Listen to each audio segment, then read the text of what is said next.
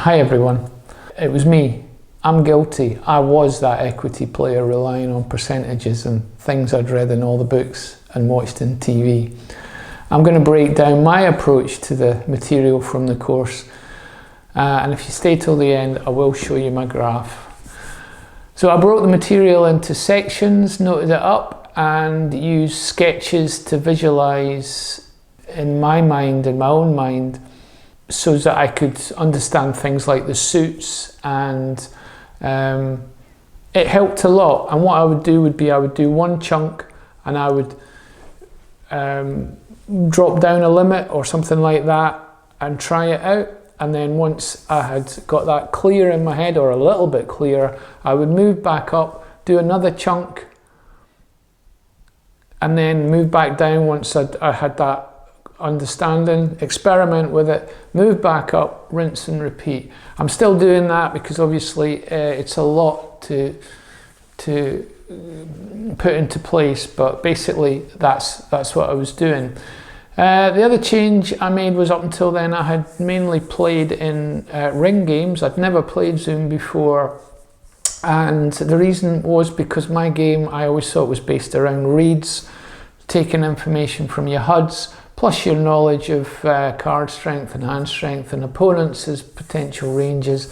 But then I was finding myself in really crazy spots where I would 3-bet with King 7 suited, I thought, in the small blind, and then I'm barreling off, or I've got a combo and I'm barreling off that based on what I think will make my opponent fold.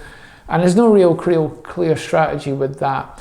Whereas this strategy, I feel I'm much more confident about just looking at board textures and my own card holdings, and it gives me a much more objective way to sort of, if I want to barrel flops and turns.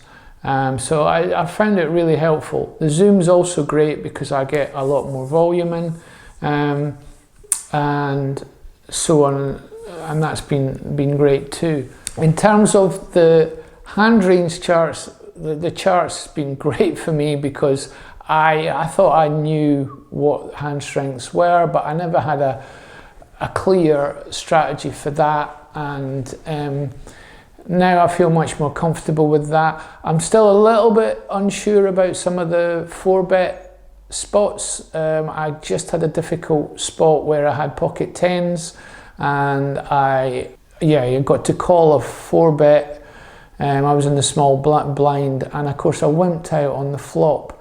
I just felt if you're going to call the 4-bet, you have to be prepared to play a bit of post-flop poker, and I want to avoid those high variance spots at the moment until I get it clear. So I'm being a bit of a pussy at the moment.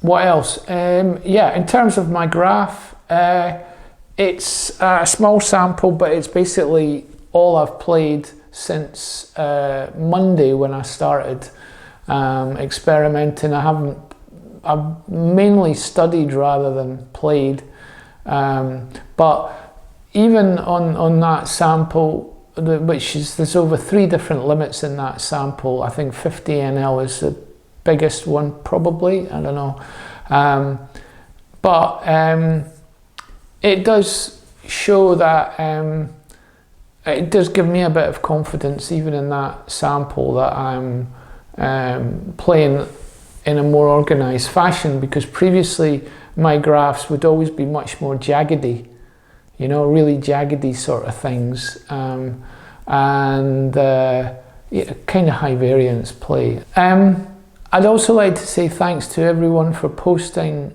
the hand histories, and I will make a much bigger effort to do that. And thank you for people for commenting just on general points and helping everyone. It seems like it's a really nice group of people, and I hope I'm going to be able to stay in touch with everyone afterwards, because I feel you need that support when you're going to go through such a sort of psychological and gladiatorial thing as poker. And I don't see any RC guys posting sort of stuff. It's all supportive, and I really appreciate that. So I hope yeah, I hope we can all continue to sort of grow on this great thing. And thanks to Ginge and Joshua and Morris for posting all their help so far. Okay, that's it from me. Bye bye.